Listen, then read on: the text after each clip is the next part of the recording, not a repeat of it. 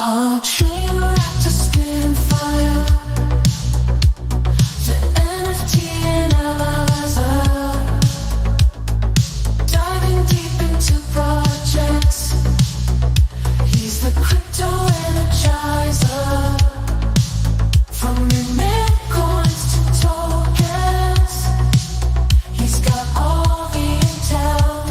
Web3 wizardry, he'll show you where to excel. He's got the insights like a digital magician, unveiling secrets of the blockchain with precision. Wild stories from the web, he's always in the know. Crypto community, vibing where the treasures flow. Web3 wonders. Yo, good morning, guys. Awful lot. Dude, believe it or not, first. Actually, first. Great to see you, man. Good morning, guys. Happy Tuesday. Oh, my God. Happy Thursday. Let's get it right. Happy Thursday. Dude, great 24 hours we just saw here, and entering a very special time of the market. I think you feel it. I'm feeling it. Big day yesterday. Kicking off something, again, very, very special starting today. Man, I'll say this. Good morning, cats. Can't wait for our friends out at conferences at Token 2049 at Solana Breakpoint, which kicks off tomorrow. But I can't wait for those guys to get back home and get into this market.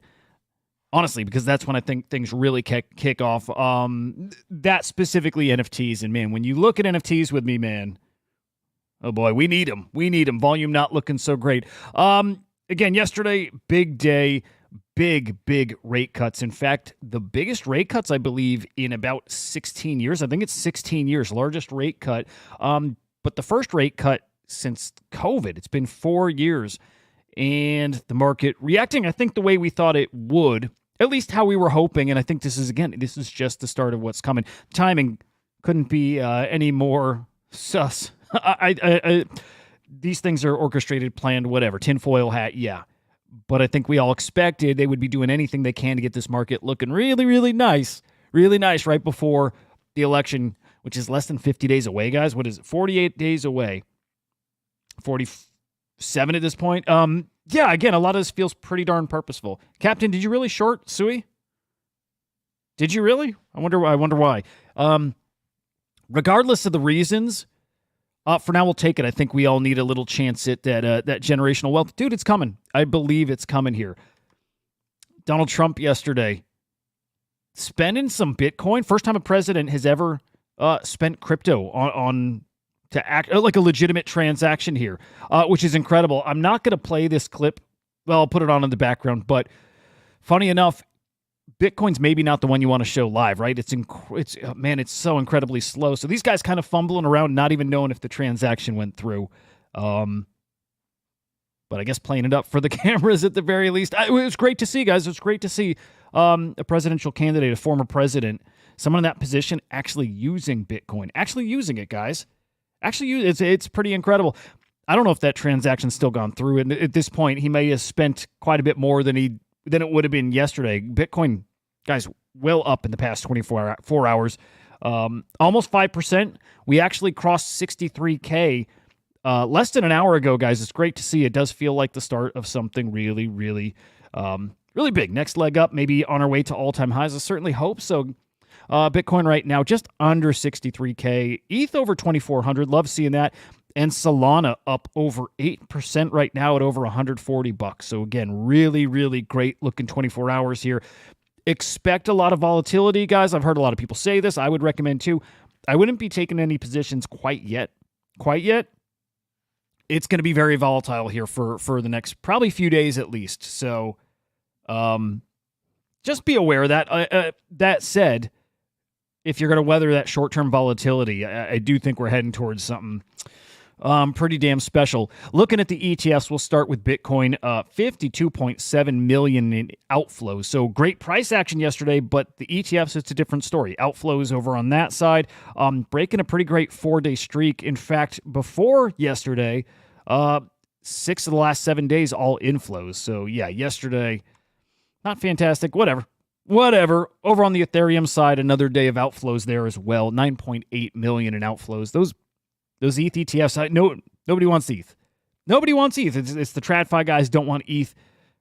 But you hear here in the space, our trading pals, our friends, not a lot of bullish sentiment around ETH. And I do think that'll change. Unfortunately, I think it's just hive mind kind of stuff. There's some fundamental reasons why people are not so bullish on it right now. There are. I mean, I want to make sure that's clear.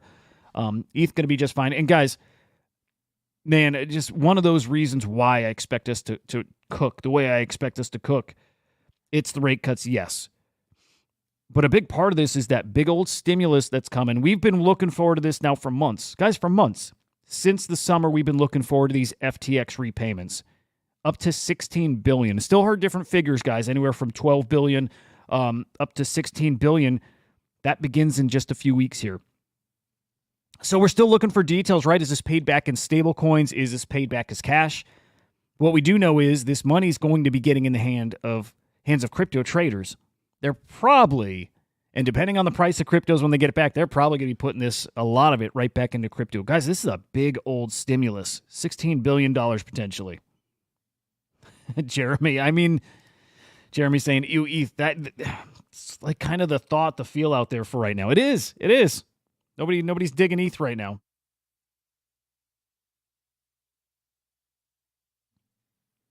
I like it still. I'm a fan. Excuse me. Did you guys hear that? 16 billion. Guys, don't underestimate this. This is probably the biggest reason I'm bullish. I'm so bullish on the space. It's a lot of money coming into this space on top of already being primed for a pretty substantial run. Buckle up. Yeah, guys, the golden bull. What do we call it? The golden bull, the banana zone. There's a lot of terms for it, but this does feel like it. This does feel like that moment here. A few head fakes along the way the past few months, the past many months. Gosh, almost the past year. It's hard to believe this run really did start almost a year ago. Last October, November is when we started finally recovering. But after that year, it feels like the real run. I hope it's not just hopium, but it feels like the real run's just about to get started here. So it should be an exciting time. Hey, even Becker doing a little bull posting for us. Love to see it. You feel it, guys. The irresponsible, endless, redacted IQ money about to flood into the market. Dude, that's it. We know what that looks like. We know who that is. That's everybody chasing, especially when Bitcoin hits that all-time high, which it's going to. When Bitcoin hits that all-time high, it's the chasing. Vitalik singing Awful Eye it's charming, man. It's, I don't know. It's one of those things we'll certainly look back at. We'll certainly look back and remember that was maybe like a moment of this cycle. Guys, make sure to smash the like. We're streaming over on SlamX Official on YouTube. It's SlamX.io over on X. Didn't do a Spaces yesterday. Spaces is rocking right now. So if you do want to come and chat, Hudah_idiot over on X. Spaces running there. Hop on the stage. Come chat. What are we going to get to today? We definitely got to hit the NFT market. Big Yuga Labs updates, their first workshop product. I actually like it a lot. Called Top Trader. Going to get into that. Some nice updates all around, guys. So we'll get into those stories. Again, come chat. Let's look at the NFT market here. And I mentioned I mentioned just a bit ago, volume not so hot. Let me zoom this in a little for you to see. Volume not so hot. And this is really what I expect, especially when there's conferences going on. Given how small this space is, if traders are out like they are right now in Singapore for 2 conferences, we always see this. Conferences happening, NFT volume pulls back. It's just the way it works. Whether it's the builders out there and them, the team's not bull posting here, or traders, there's always an effect here on the market. Yesterday, 8.2 million in cross-chain sales. Unique sellers down, unique buyers down, transactions down, just across the board, everything down. Unfortunately, trade profits also heading in that direction. Yesterday, almost 1 million in the negative, so getting very close to that threshold that I do not like. Oh, good stuff, Dad. Dookie Dash. Yeah, we'll get to that too. Dookie Dash is live. Dead's playing it now. I didn't play it last time around. I'm definitely going to play it this time. Not competitively. There's $1 million prize, though, but I'm going to download it. We'll play with that a little bit. Let's see who's moving the market here. Again, expect low volume. And low volume, it's actually interesting, but usually a couple projects hop to the top. Mining Pass on Polygon. We'll have to look at that real quick. Is your number one collection, though. Followed by Guild of Guardian Heroes, Sorare, Dozuki, Mad Lads, Anatomy Science Ape Club. I'm not so sure about this one, too. CryptoPunks Courtyard. Love those guys. OMB. Skip the BRC 20s, and it's a lot of monkey business. Rounds out your top 10. I'm not sure with Mining Pass what exactly we have here. I don't know, man. I'm not going to spend time digging into this right now, but Polygon is just full of, not Polygon's fault, but full of these like money laundering kind of collections here. And so never having heard of this, but we've got people spending 200 grand on, yeah, hundreds of thousands of dollars on whatever this is. Very well could be legit. Very well could be legit, but I don't know. 50 NFTs. You know what? We got to peek. I got to peek.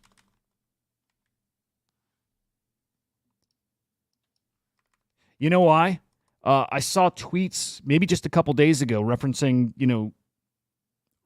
Crypto Slam and pointing out that I think they were like number two on the blockchain rankings, but it was mostly wash trading stuff. It not even categorized as wash trading because it wasn't wash. It was like pure money laundering.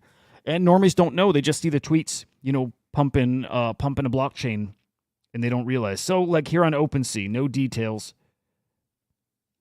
And that's not the only check. I mean, you really got to start doing some digging to see what these things are. But I usually find these things and like there's just no details anywhere about it.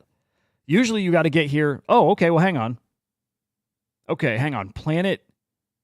If it's Planet 9, I don't know if that's officially what you call it. Planet IX. That's a real game on Polygon. So that actually could be real. Like it's a big game. They've got some massive, massive collections. That actually could be real. And then if so, if it's really what I'm thinking, like an established game, tons of assets, and it's like a small exclusive collection, that you're maybe earning something in game, that could really be legit. Planet, what was it? IX. Yeah, that might really, really be real here. Yeah, big old DeFi game. I think it's legit. So I try to be careful, like with what I call like a scam or whatever. Yeah, okay, here's the mining passes. Still, I mean, I'll say this, still a little kind of sus. It's not like there's a ton of engagement on this stuff either. Like some, but honestly, it's legit. It's legit. Okay, so given that it's legit, got to give them their flowers for the first time in a long time. Polygon having a collection at number one. That's legit. If you're worried about sellers being number one, this is probably the mint itself, the primary sale, and it's actually an on-chain sale, right? So the seller is like the marketplace or, their contract. And then 27 buyers, that's unique people minting. So that's probably what we're looking at here. So honestly, GG's to Polygon and Planet 9 or whatever it's called. Like, that's real. Look at that. Top sale in the past 24 hours, too. That's actually news. I bet you nobody's talking about it, but that's your biggest sale. Actually, no, it's not.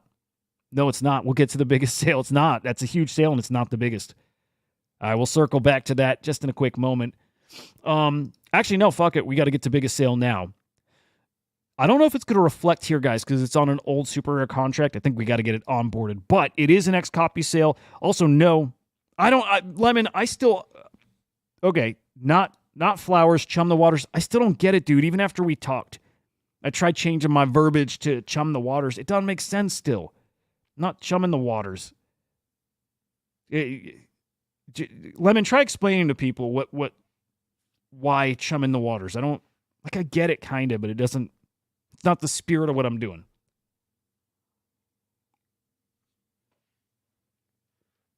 It's weird. Henry's a weird guy, man. Feeding the sharks. I'm not feeding sharks. I'm literally giving flowers, though. Anyway, yesterday, big XCOPY sale, 36 ETH for Echoes of a Dead Earth. Really cool. I do think we covered it yesterday, though. Maybe afternoon show we covered it. That wasn't our biggest sale. Just to show XCOPY stuff's moving. Guys, this morning, a 300 ETH XCOPY sale. Loading new conflict.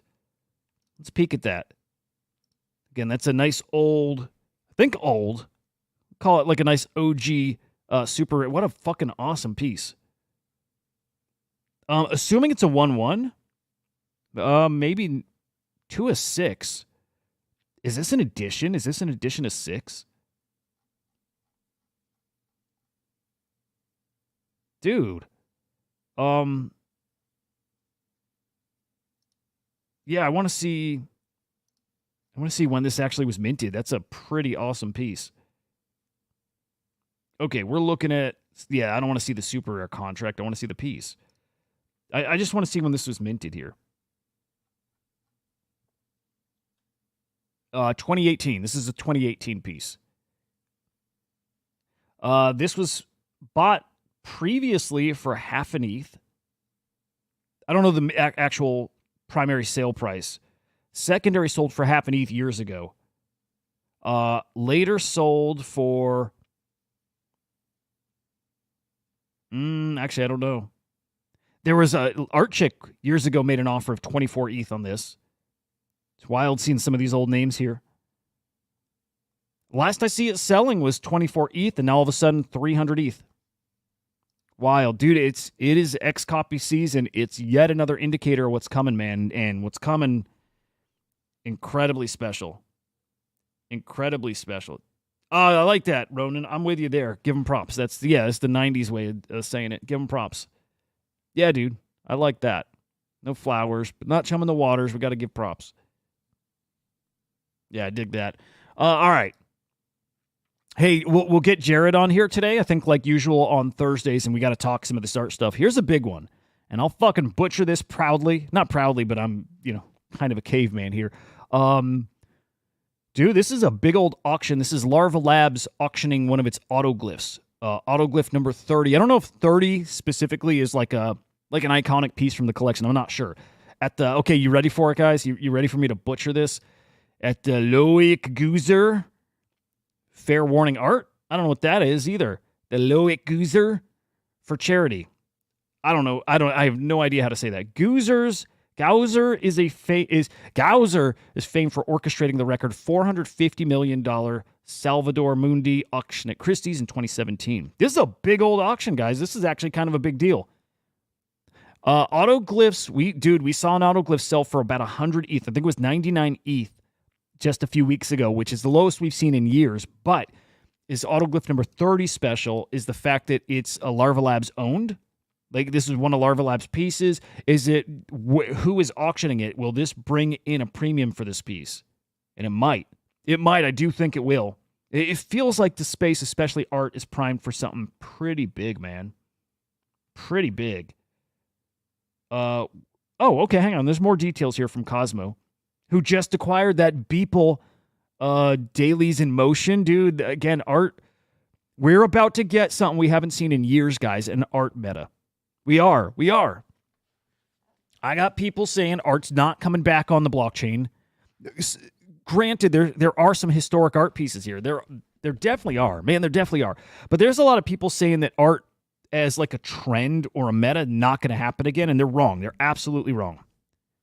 Look at them like trading cards. Art is being traded on chain like collectible cards. That's it. Like don't kid yourself. It's not historic stuff happening. The art movement is historic, but the actual art being created, most of it not historic. Come on, everybody knows that.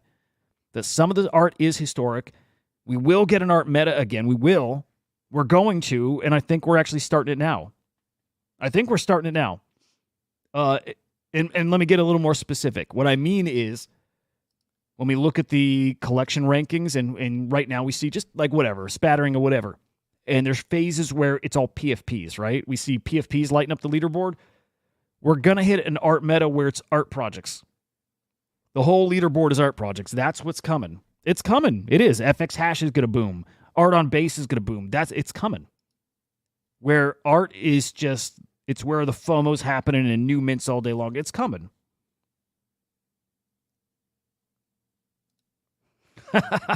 Oh, dig it, Lemon. Yeah, props are what you need to get your boat out there to chum the fucking waters. Yeah, man. Yep.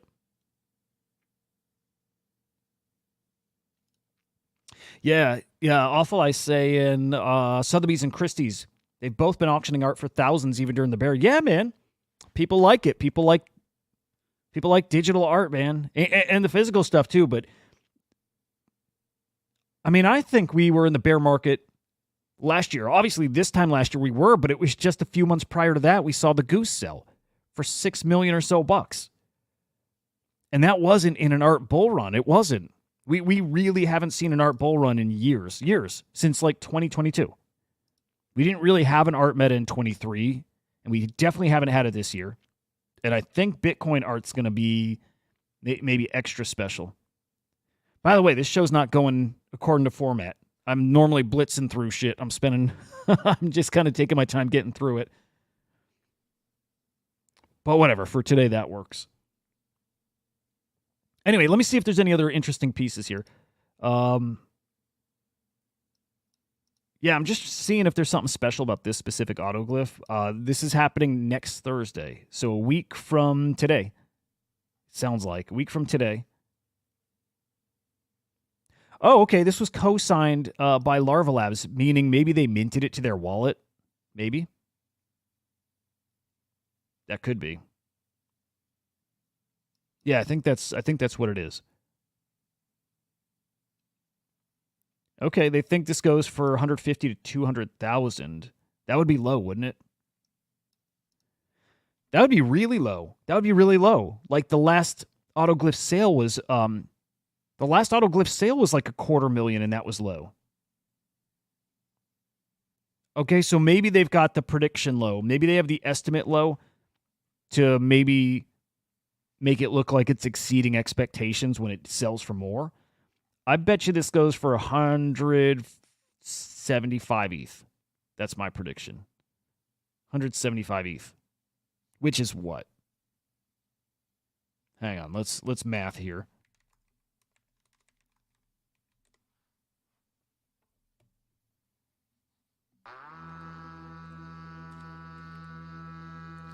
Oh, dude, that would be. Hang on, am I crazy? That would be $400,000.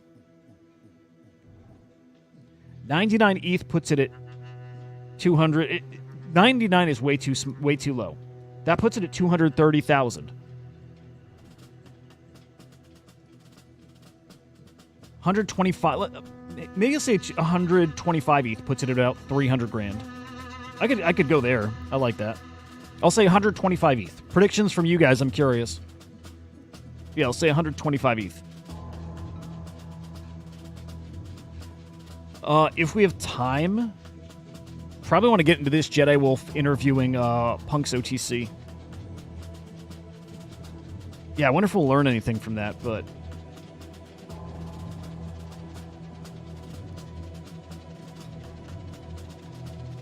Yeah, maybe this seems kind of big. Not a knock on the interview, but surface level, I think. Actually, you know what? No, I take that back. I don't know much about OTC, so I'd like to hear their thoughts on anything. Yeah, maybe we'll dive into that. Maybe when Jared gets here. Oh, dude, we're ready to get a little degen though. So speaking of Yuga Labs, speaking of Yuga freaking Labs, what up, Moisty? I see you out there, bro. Good to see you, man.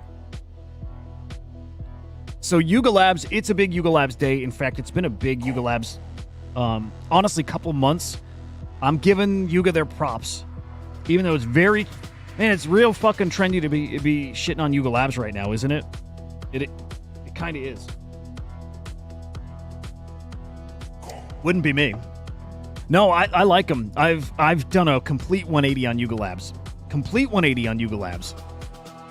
Because they're making all the right decisions at this point. And it takes a while, man. Getting rid of what's-his-face. I can't remember the guy's name. The old Epic Games guy. Or whatever he was from. Getting Garga back in control of Yuga Labs. Takes a while. Like, they turn the ship in the right direction. Takes some time to get some momentum going. But, man, they got it. They got it. All these awesome collabs, man. I think Yuga's got it. On the right track now. We're looking at here a new platform called Top Trader. This is the first Workshop product. Workshop is a bunch of Yuga Labs devs. And these guys building over on 8chain here. Top Trader. Oh, dude, I'm excited about this. Well, what is it? Okay. It's a simulated trading platform where you're trading on leverage, which is pretty freaking interesting here. So basically, you buy in. Picture it like poker. You know what? Picture it exactly like poker. You're buying in. You're getting chips. And with your chips, you're trading tokens. And probably real tokens too, by the way, like the real tickers and whatnot, but not actual real trading. Yeah. Yeah, no, exactly. I think that's right. Lemon. It's basically like a prop, like a fake firm for crypto. It's like Grand Theft Auto when they had the fake stock market. It's exactly like that. It's a fake crypto exchange or market. And you buy in, you get your poker chips, you get your whatever currency, and you trade, and you use leverage. Minimum 100x leverage, too, by the way. Everybody's trading on leverage. So minimum 100x all the way up to 1,000x. Look, you're liquidated, you're actually out. You got to buy back in. But at the end of the tournament, let's say they're week tournaments, probably something like that, like week long, maybe longer. Maybe they're a few weeks. But the prize pool split between like the top 6 placing people, with the top trader getting 50% of that pool. Man, there's going to be some serious prizes here. Serious prizes. Okay, there's their currency, USDN. Entry gets you 10,000 USDN. Now, I don't know if you're capped, right? I don't know if everybody pays the same thing to enter, and what happens, maybe the difference is you can enter multiple times. I think that's probably it. I think that's it, right? I can't buy in and get 10,000 USDN, and you can't go get 100,000 USDN. I think we all have the same starting point. Difference is you can keep rebuying back in, and you can probably enter as many accounts as you want. But that's it, Awful Eye. It's a good way to learn leverage trading. I'm going to get in just for that. I've never... No. I was going to say I've never traded leverage. I have. And I got wrecked because I didn't understand it. I'll get in here to go try leverage trading. You might get really lucky. You might get really lucky and win this damn thing. And if you win this thing, I think those prizes, those rewards are going to be pretty... I mean, man, I think they're going to make this splashy, at least to start here. Top trader gets 50% of the prize pool. I mean, what if the first prize pool is a few $1,000,000 bucks? What if the first winner walks away with $1,000,000 bucks plus? Gets everybody talking about this, that's for sure. I definitely want to play to learn. I definitely do. So they do have an opportunity here to do something cool and different, honestly, kind of different, and to kind of bring some excitement. And honestly, this in the right market could probably feel pretty electric. This in the right market could be electric. Could be a lot of fun. I'll be playing on it. At the very least, I'll be playing. And look, this is probably incredibly cheap to build, and honestly, probably pretty easy to build. And given that this is part of the Workshop platform, or from the Workshop team, here's what they said. They're going to keep turning over products like this. Brainstorm, execute, release. All in the course of like 8 to 12 weeks. A few months to turn these things around. If it works, great. They keep it, they lean into it, they push, they build it out further. Right? But if it doesn't work, they scrap it. It's gone. And it's on to the next product. And I think they'll have multiple products all at the same time. So this is just the start. Yuga Labs onto something really, really cool here. Does it mean much, though? Like, honestly, guys, does it mean much? Does it mean anything to Bored Apes? Does it mean anything for the Yuga brand? Does it help them? I don't know. I don't know, honestly. I don't think it's too little too late, even though there's like an element to that. It's more that it's a different time. People don't care, right? So not too little too late. It's probably the right thing. It's probably the right time. It's just the space has changed. I just don't know that this kind of thing moves the needle at all anymore. All the people care about, I mean this too, All people care about is making money from doing nothing.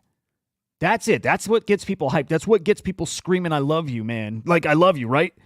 I love Yuga Labs. People scream, I love Yuga Labs. If you drop money right in their wallet, anything else, anything with any kind of hoop to jump through, like logging onto a platform, like spending some of your own money, anything else you have to do,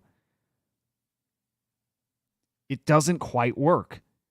Everyone loved Yuga when you just bought an NFT and you were up 10, 20x. And when the airdrop aped to your wallet. And when every other project was trying to copy that, everybody loved Yuga Labs. But as soon as it's real products and real effort that goes into you making money, man, when I say who cares, I don't mean I'm saying who cares, but I just mean that's the attitude of this space. Who cares? Some good points, Lemon. Okay, yeah. Best to learn paper trading. Yep. Yep, great place to learn. Yep. If you can't get KYC'd on a real crypto prop firm, then this looks good.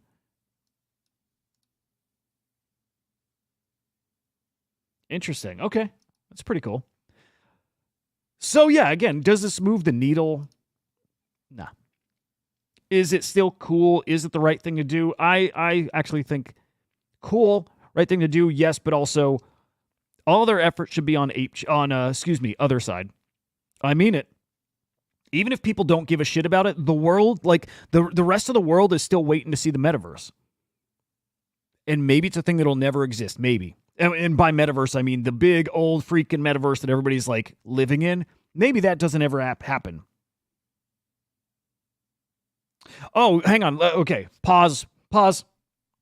Lex, good point there. I did want to give a quick update on witches. I know some people here have whitelist. I got whitelist. Mint is delayed. Mint was delayed yesterday. I just want to see if they've updated when that mint's going to happen. And at this point, it looks like it's going to happen tomorrow. Although, okay, last I've seen, they didn't give an official date here yet. So let's peek and see if they updated the date. Bummer, man. Well, no, not bummer. I'm looking forward to this mint. I got a couple of whitelists. Right thing to delay, and reason it was delayed is they didn't get all the whitelists loaded up.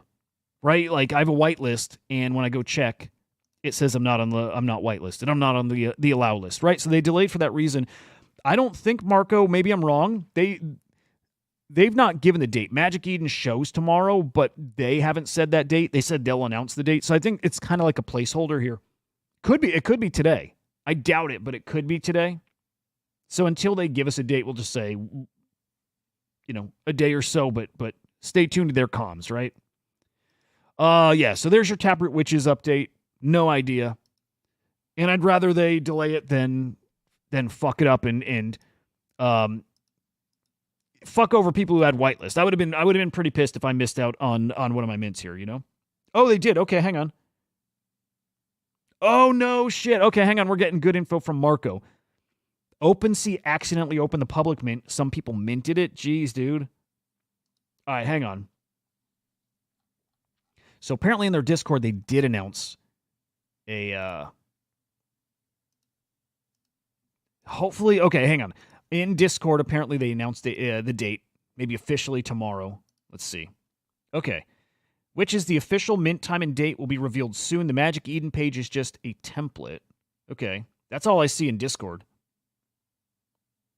I said OpenSea? My bad. Magic Eden. Anyway, their official announcement, this is as of a few hours ago. It's a placeholder. No, they've not made any official announcement of date time. But wow, if they actually open the mint and some people minted, that's crazy. I hope they didn't fuck people out of a whitelist, man. People actually minted for real?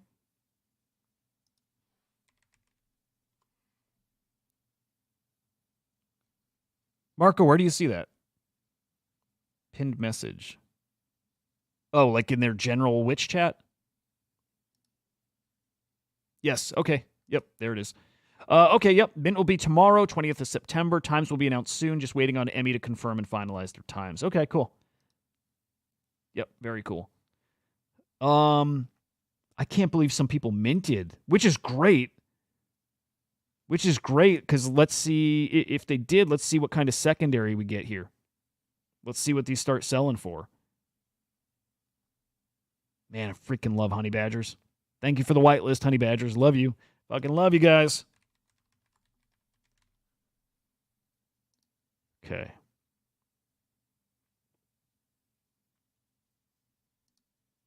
All right. If some actually minted, which there's 2 owners, so maybe maybe if you did. Oh, that's wild. Yeah, okay. Well, hey, let's see if they sell. That's crazy. Dude, I would be throwing offers of 0.005. This is going to cook. Again, this delay might actually have the market in a much better place too. I mean, yeah, kind of nice setup for these guys. Got to be honest. Moisty dude, you're welcome, by the way, to come up and chat. Open floor. Stage is open for my boys and my girls. Floor is all yours, guys. Okay, hang on. 8 owners this morning. Wow. I wonder if they can revert that shit. Like maybe it didn't happen on chain, and actually, I'll show you why that could be. Why that could be a thing. Could be. Because, right, what if these were all fully... This isn't the scenario. What if they were all fully allocated, guaranteed, for whitelists, and then they open that up accidentally, and now they fuck people? I don't know. Okay. Any other thoughts with Top Trader? Only that these guys should have been focusing on the other side. Like I said, the public, like the masses, which is who we're trying to reach. We're trying to reach normies, everybody out there. They're still waiting to see a metaverse. That is what Yuga Labs promised. That is what they sold other D land for, right? Was to build out a metaverse. I can't stand this pivoting away from this stuff. I can't freaking stand it. Because that's still their best opportunity, is build that out. It was wrong to pivot to those other mini games, but it wasn't wrong to focus on the other side. All their attention should be there and on that IRL clubhouse. And last point here. Let me see if I can find this. But this does involve the reboot GG protocol, right? The Pixel Vault stuff, which I've gotta wrap my head around. You know, I'm not a big fan of Pixel Vault, and I mean it with all due respect for people who work there and are working their asses off. But I always say I feel like they rugged us. They rugged us because they promised a AAA first person shooter game, and they gave us a weird little auto brawler, and they had us burn all our ass. I'm like always salty about that because nobody holds their feet to the fire over it. Nobody. I've never seen somebody get a pass like them. That said, I hope it works. But dude, I'd love to get them on the show and hold their feet to the fire. They as a community, we should be holding them. They should not get the pass that they are right now. They shouldn't. And I've not heard anybody ask them these questions or them address this stuff other than them just saying maybe it hasn't worked. I think they owe a lot more than that. Anyway, Top Trader is powered by the Reboot GG protocol, so maybe our GG token or whatever the token's called, maybe that's good for us. Well, so I had a bunch of planets. I need to go check this all out and see how. I don't know what kind of exposure I have, what it means for my bags, but just so people are aware. Part of the reboot thing. Getting real technical, right? All right. Dookie Dash, like we mentioned earlier, live now. Moisty, I bet you're playing it. Dead's playing it. It does look cool. Marco, the Magic Eden team minted. Probably. Yeah, probably. Yep. Dookie Dash live. Again, I'm going to get it. I'll play it. It looks fun. I've seen footage of it. Like, there's plenty of footage of it. It's not like, ain't my cup of tea, so I'll just play it to try it. I'm not going to play competitively. Still, it's cool. Also, guys, Bored Apes were on Jeopardy yesterday. This is pretty fucking cool.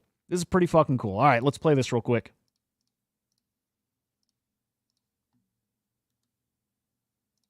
For 2,000, please. At Sotheby's in 2021, a set of more than 100 of this blasé creature's NFTs went for 24.4 million simoleons. Aiden, what are apes? Can you be more specific? Are bored apes? They are bored apes, yes. NFT. What do you mean by that? What is the simians or simoleons? What is that? Sorry, I'm a fucking idiot. I don't know what that means. I have no idea what that means. But okay, cool. It's cool. The whole category, guys, was NFTs. The whole freaking category, which is really, really cool. I dig it. All right. Now, okay, just coincidence that I brought up Pixel Vault, but I keep thinking of them when I pull up this, which is, man, Parallel. Long ago, our art team got together to imagine what a shooter game set in the parallel universe could look like. What began as a side project. The Parallel card game has got a first-person shooter, guys. An incredible-looking first-person shooter. Now, this is important to say. I mentioned it on the afternoon show. I don't know how much, because these models look really good. This looks really good. I don't know how much of that is just how far engines have come. And just your default, the default look of the game is just really good, no matter who's making it, right? Like these pre-created assets. How much is that, and how much is that they've put in some really good time and made this look great? And it might be it's probably both. But Parallel, who is not a first-person shooter kind of project, it's a card game, is building a first-person shooter and an adventure game separately and a card game separately. Meanwhile, Pixel Vault couldn't do any of that, even though that is what they promised. This looks awesome, man. This looks freaking awesome. I'm really tempted. One of my first purchases when, Unreal and it is looking absolutely bonkers, by the way. Their latest engine, this shit's looking crazy. Okay, but these guys have an amazing looking first-person shooter. They're not showing much, just a demo. Yes, they have this AI-powered Ronin and the AI-powered, like, adventure game. Yes. Dude, absolutely. Pixel Vault, with their 100 million raised, couldn't build. They didn't even try. This is what gets me. I don't think Pixel Vault even attempted to start building. They just decided they can't or won't. Part of me thinks it's legal stuff. They realize they can't raise money and go build that stuff. I don't know, and these are the questions people need to ask them. It's a pretty big promise to walk it back and then deliver that auto brawler. Meanwhile, Parallel is building an amazing-looking first-person shooter. The difference may be, guys, I don't know. Difference could be Parallel never promoted it as a first-person shooter. They weren't raising money to do that. They were selling cards for their thing, their card game, and they just keep doing more and more with it. Sometimes it just matters what you've said. As this market cooks, I think it's going to cook. One of my first purchases will be a Parallel avatar. I think these guys are crazy. I think they're awesome builders. I think these guys know what the fuck they're doing. It's pretty incredible. So yeah, one of my first purchases is going to be one of these Parallel avatars. I think last I saw, like, they're, like 0.5, 0.6 ETH. Let's take a look. Let's see. Are they Parallel avatars? Yeah. Oh, 0.39. 10K collection, right? I think it's a 10K collection. Still goes to show, man. It still goes to show that 10K collection sizes are way too big. They're way too big. They're way too big. But still, I really want one of these. Really, really want one of these. Oh man, regretting my Nero bags right now. Not regretting, but yeah, I would. Hindsight, if I knew how that would play out, I'd buy an avatar or two. All right, moving on, guys. Solana. I don't get the whole phone craze. I don't care. I like it still. I don't get it. But another new Solana mobile phone. This one's called the Solana Seeker. It's like your everything device, man. It's your hardware wallet. It's probably a whole freaking app store, crypto app store. All your dApps. I think supposedly great secure. I'm saying supposedly because these are all just kind of their marketing bullet points, buzzwords, all that. Otherwise, it's a phone, and I don't. This is me being a boomer. I don't get it. I don't get why. Other than, I don't think sometimes there has to be an answer to that. Other than why not? Is that fair to say? Right? Okay, why not? Why does it just have to be iPhone? Right? Why does it just have to be iPhone and whatever else?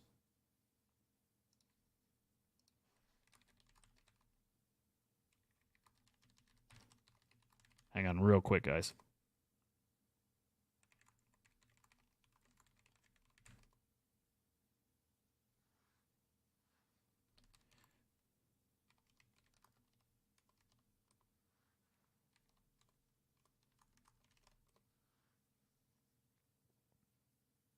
All right. Sorry about that. I think we blew away the Planet IX minor thing, and I'm letting the guys know I think that was actually real, which sucks. Again, it's so confusing when most of it is junk.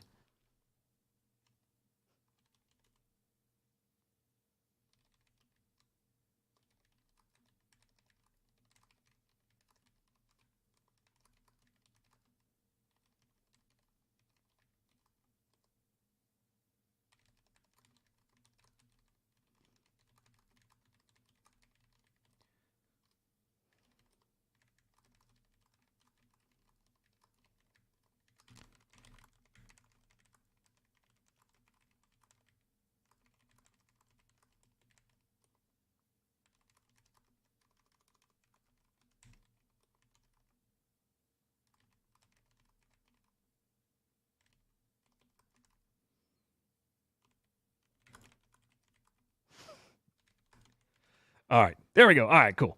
God, that was a stupid intermission. Again, I don't know. I don't care. Why not? Maybe that's how we end. Why freaking not? Oh, hang on. Lemon. They say in the Israel attack on Hezbollah, blowing up pagers and walkie-talkies, the Mossad also blew up. Oh, you motherfuckers! That's fucked up, man. Yeah, dude, Marco, you're a Solana dude, aren't you? Yeah. Yeah, the Solana phones early on were super rewarding. The airdrop's super rewarding. Can they continue it? I don't see why not. Man, if the Solana phone is just to highlight how different things can be done, then I get it too. Ultimately, it's the why not. We don't need to have this monopoly on phones with just iPhones and then Androids. We can have other people that do it and hopefully do it well. I like it, dude. Maybe I'll get one here at some point. What's up, boss? Good to see you, man. Dude, maybe I'll get one at some point.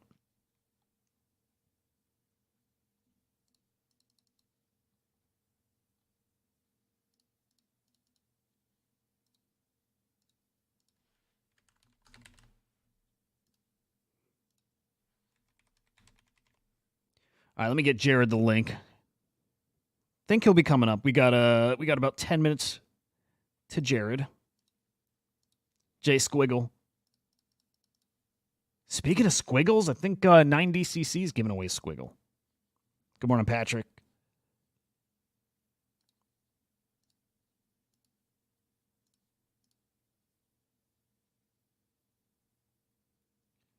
All right, where's Jared? Boom.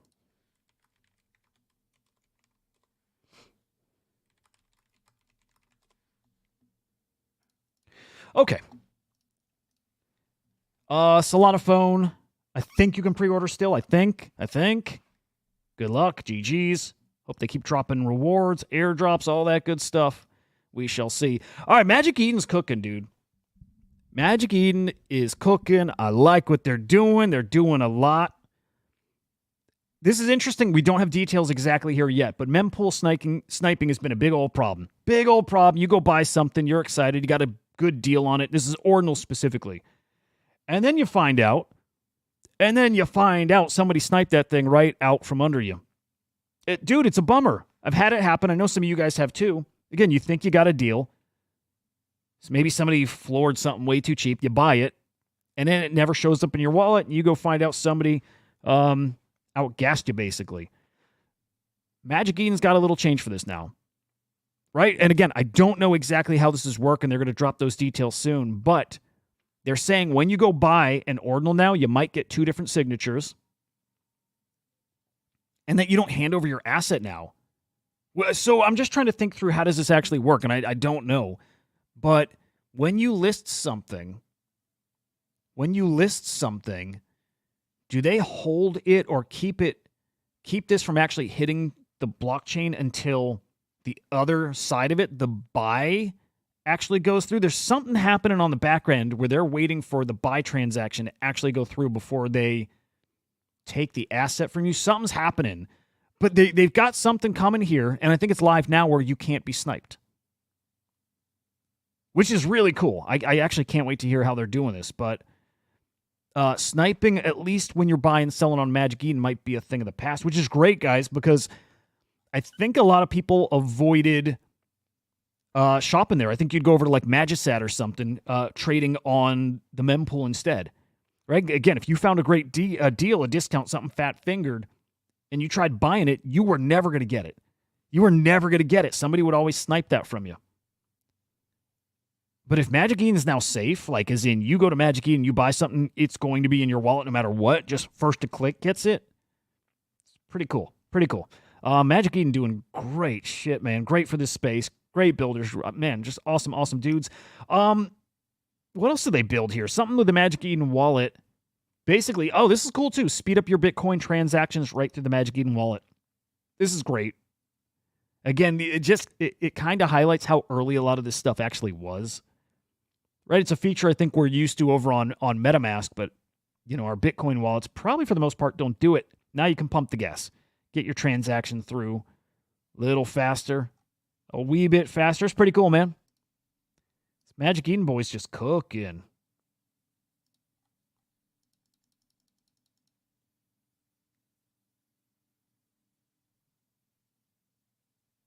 Cooking. All right, fungibles. How your bags looking, guys? How your bags looking? Which Nero are you in? Are you in Mudang? Are you in Mudang, guys? Did you get in? All right, you know my disclaimer. It's not a well, yeah, okay, disclaimer. NFA, do your own research, blah blah blah blah. Other disclaimer is I don't mention meme coins a lot. When I mention them, it's because I bought them almost all the time. And when I do buy them, by the way, I tell you. Mudang. This is one I mentioned 4-ish days ago. 4 days ago. $4 million market cap. That's when I bought it.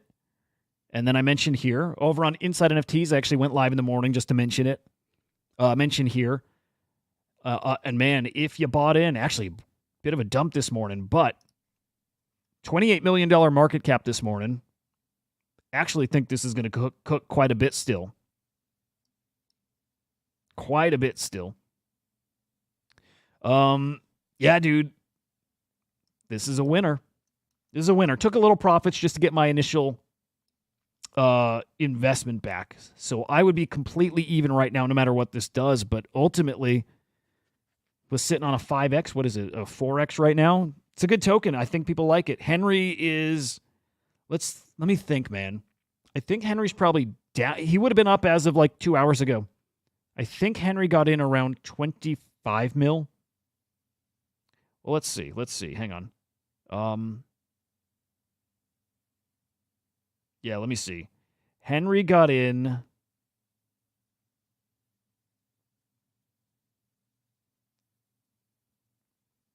Henry's almost completely even right now.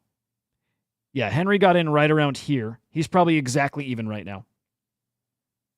Yeah, he got in around 23. Yeah, I think 22, 23 mil. So perfectly even. Henry's going to do just fine, I think, I hope. This one's got a different kind of energy. I don't know if you guys have seen it. I mean, it's all over the timeline. All these tweets about that little cutesy hippo. He's adorable, man. McDonald's tweeted about him yesterday. Everybody's tweeting about that cute little dude. I don't know. I think this has got some legs. If and you never know with this shit. Obviously, you never know. But if the market does what a lot of us think it's going to do, this one could be timed perfectly to be one of our big, fresh new meme coins of this cycle. It's got a lot going for it. Just because the meme is so, man, it's so normie friendly. It's just so cute. It's so cute. In fact, hang on. We got to look at our sweet little Mudang. It's so cute, man. I think they're dropping a PFP as well. Actually, we got to follow. Come on.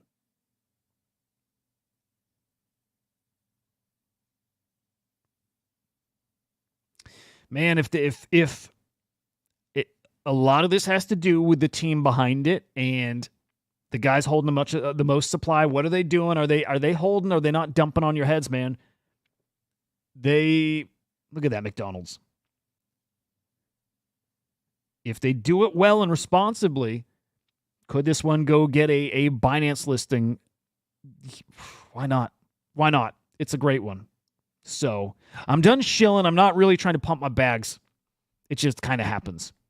I think this is a cool little token. I really do. So I'm holding, not selling. Don't care. I got I pulled my one. I put one soul in. I'm not going to get rich off this. I don't care. But I'm being active. I'm not going to miss the meme coin cycle this time around. Missed the whole spring, all of it. Missed all of it. I'm not missing it this time. I'm not. Since I got in, I've seen how honestly easy it is. I'm not missing it. No way. Buy V1. I don't shill my bags. I'm not pumping shit. Buy V1 punks. My biggest conviction play, by the way. Buy V1 punks. I don't even need to shill those. Those shill them. The V1 punks shill themselves. They're amazing. V1 punks are pretty much the most special thing out there. Period. The end. It is. I wonder what they're at. They got up to like they got up to 2 ETH. Yeah. Crazy affordable. Okay. Yeah, I don't know. Affordable still. Dude, if I had the money, I'd buy a big old bag of these things. Big old bag. I want a VR so bad. I would if anybody would do a 1-1 swap, which I think nobody would, but I would swap. I would love a VR. Guys, I have no doubt V1 punks will be 10 plus ETH again one day. Maybe it's the peak euphoric part of the cycle. Maybe it's not. Whatever, but no doubt, zero doubt, literally zero doubt that V1 punks will be 10 plus ETH one day. And probably not too crazy far off. They will be 10 plus ETH. Hit 27 ETH one day, guys. They did. They already did.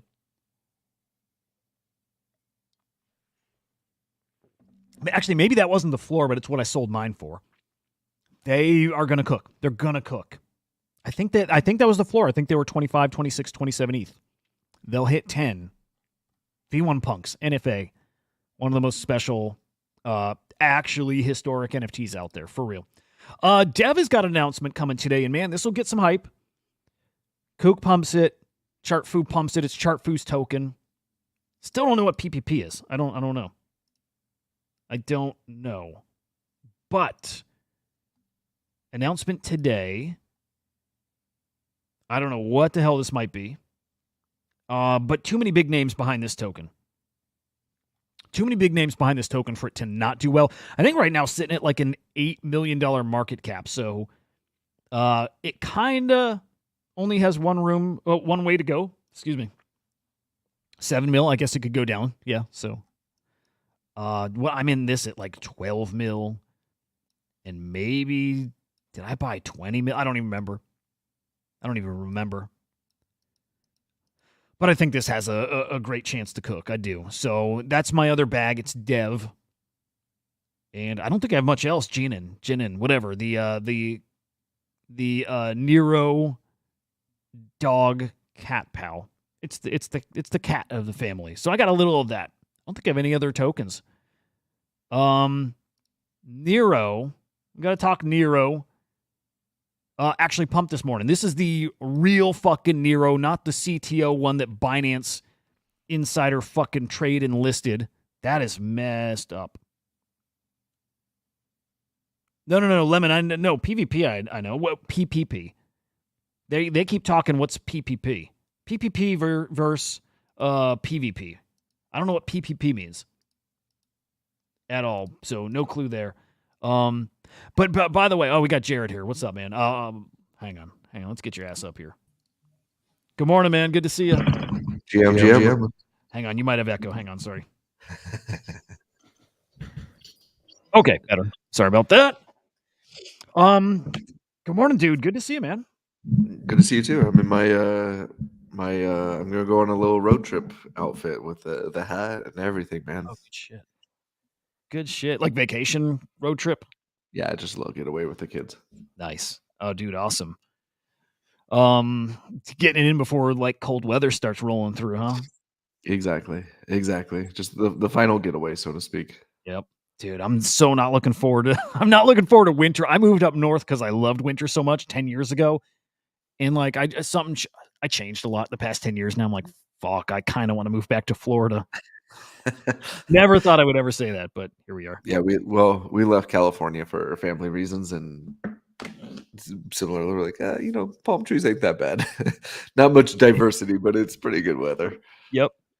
Okay, Jimmy, let me clarify for you real quick. Which Nero is which? Okay, the Nero we're looking at right here is the one that was the winner before. This is the one that had the $220 million market cap, a month plus ago, that got decimated when Binance listed the other one, Nero CTO, Nero that had a $10-15 million market cap that then shot up to $385 million after the listing. After that got traded in insider circles because people heard early it was getting listed. And then again, shot up to 385 mil. That's not this one. I'll pull it up in a sec. This is the one that was the main Nero before. This was at 70, I think 70 mil market cap yesterday and even earlier this morning. It shot up to this $110 million market cap. There's rumors now that this is getting listed on Binance. Excuse me, not Binance, Jesus. Coinbase. Coinbase listing may be coming for this. So new life in it. At that point, man, it's going to be Coinbase Nero versus Binance Nero. It's like which Nero's the real one. It's ugly and it sucks because like I bought this Nero token because I still believe Nero's a multi-billion-dollar market cap token. It's just got such a great story. So which is it going to be? And is it now going to be split between the two major ones? And does it not reach that potential because of it? Man, it's tricky. Do you know the Nero story? No. Or does it get more attention because it's on everybody's timeline trying to battle it out, and they both balloon bigger than probably the potential of a single? Oh, that's crazy. Oh, that would be awesome. I'm telling you. So here's the other one. This is the one that Binance listed. Again, it's so shady. But let me change the time frame here. Let's go hour. It's just so shady. It's unbelievable. Like the fact that they can do that is crazy. I mean, look, this was before the listing. And just what it did after, again, from 10 million to 385 mil in 48 hours. And it was traded in insider circles. It was. There was group chats that said it was going to be listed. People bought it. Here's what it did. It's just a bad look because there's enough other tokens. Okay, but I didn't understand why it's so bad until my brother explained it yesterday. It's like you could put all your efforts into building out your own meme coin, whatever, your own token, and have the community and the lore. And then Binance insiders or whatever exchange insiders can say, we like it. Now we see there's a community for it. We're just going to launch our own and we'll list our own. They can take all your work and effort and just have it kind of funneled over into another token. And that's kind of what happened here. So it's not great. Yeah, it's not great for the space, to be honest. What can you do? What can you do? Be careful. I'll end the fungible token chat on that. Be really careful. There is a trading bot. Not familiar with it, but Banana Gun. Not familiar with this one, but I heard this morning this got compromised, and there's hundreds of thousands of dollars in losses this morning from people using this. So heads up about that. I mean, if you use Banana Bot, whatever, then I'm sure you know. If not, it's just a good reminder. Be careful. I use a trading bot for my Solana trades, and this is something I keep in mind. I'm like, okay, it's fun. It's great. I also know I'm at risk for that. So anything I happen to make over there, if I make, probably best to move it into the self-custody wallet, but risky stuff. Yeah, you're muted, by the way. No, I said interesting. Like the just that philosophy. I mean, it goes back to what we always talk about: know the game you're playing, right? Dude, And yes. have some the proper boundaries in. I think it's very like prolific that you even just said that. Like it was like this epiphany moment of like, wow, that's awesome. Just moving the stuff. Yeah, I mean, even just acknowledging like, hey, this is at risk for technological, I'll call it points that I'm not even privy to, or like vectors that you haven't even thought of, like, and getting into self custody, like moving to self custody. I mean, no brainer, but just the foresight you have, I'm like, oh wow, that's really cool. Dude, I'm really paranoid about stuff. I'm still waiting, to be totally honest. I'm still waiting for like a black swan event. I'm still waiting for something awful to happen. And I don't know why. I've got no reason to even say this or point in this direction, but I always point at Solana. I don't know why. I don't know why, because I feel like Solana, as big as it's grown, if something awful happened there, kind of like with FTX, but at the technical level, like we've seen Solana outages, like blockchain not processing blocks. If something happened there where it was compromised and people got wrecked there, I'm like, dude, it would be game over this cycle. It would that's the kind of black swan event that would be devastating for the space, as big as they've gotten. Yeah, it's an interesting thought. I haven't even thought of like I'll call it like a coin or a token or a specific like industry black swan. I just always think of bigger picture things at play. Yes. Oh, dude, yes. I think there's stuff coming, but again, I'm not smart enough to know what it is. But we'll say that for the afternoon show one of these days. Yeah. Oh, that'd be fun, dude. Yeah, dude. It feels like there's a whole other group of people playing a whole different game, and that's it. There's more to it. Cosmos, hang on. Let's see. If you lose or kill your ledger IRL, you can still recover. I mean, if you got your seed phrase, yeah, yep. Yeah, you can just like load it onto another ledger. Or you can actually load it onto a whole nother wallet. Yep. And Lemon Solana centralized. If there's a big hack, they can lock down funds. Yeah, I mean, you would think, yes, it's actually a good point. Maybe it's actually to a degree safer because of that. For anybody listening on X over on the Spaces, we've got Jared in the house. Jay Squiggle comes Thursdays to talk art, talk whatever else is happening. Yeah. Let's get to some art. By the way, pretty cool day.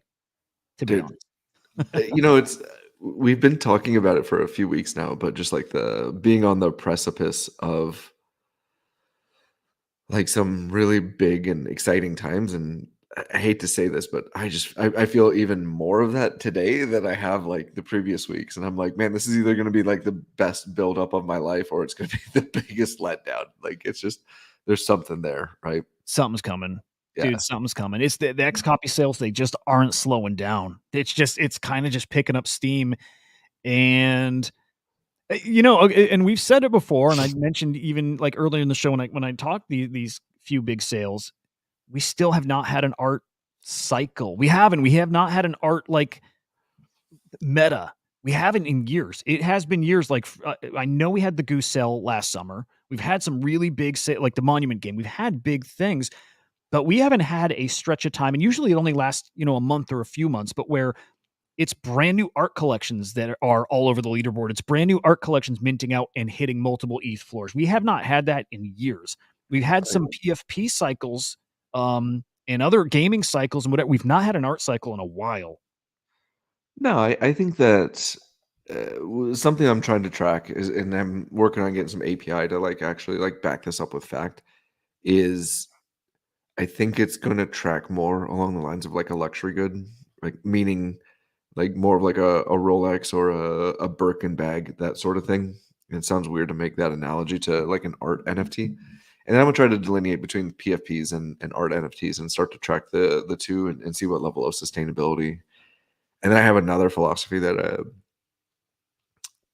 I want to track about like, I don't know how to articulate it at this moment, but like cream rises to the top, meaning like I think you're going to see like higher valued assets accelerate at a higher rate. They'll be less liquid, so there's not going to be like crowding your sales feed. But I think that, I mean, we've talked about some of these rarer XCOPY editions for the last couple of weeks about how they're just going into diamond hands. Like if you want an edition of Mortal, like Rob, formerly the Foundation, has one that's available, because I forget who he represents now. Oh, that's a bust on my part. But is it that whiteboard or no? No. Okay. He's I'll pull it up so I can give him like due respect. But these are going to become impossible to pry out of people's hands, and it's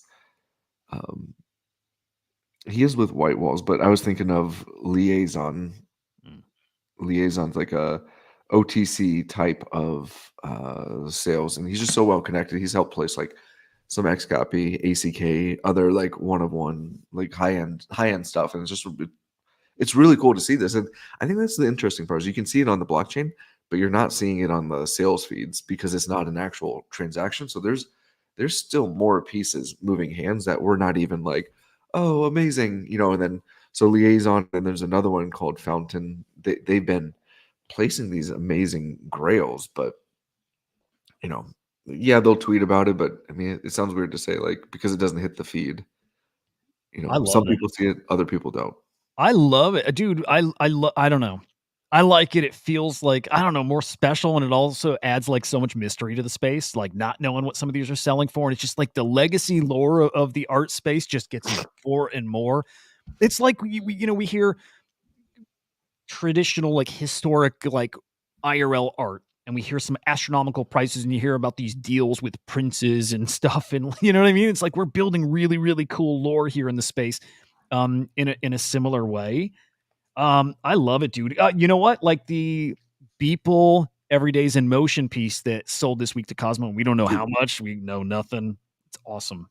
Those are like really dope. I think it's really cool that causes not only a purveyor of the space, but like Beeple's gonna be Beeple, but like he got the first, right? Like for whatever that's worth is to be the first, but to be able to see the evolution of even like Beeple's art of like taking something that is like undeniably Beeple and moving into that third dimension is just something really cool. I was really excited to not only see the announcement, but to see where the announcement of Cause's acquisition, but also the announcement of like this 3D, because it's just going to open up a whole new dimension to people's work. It's exciting.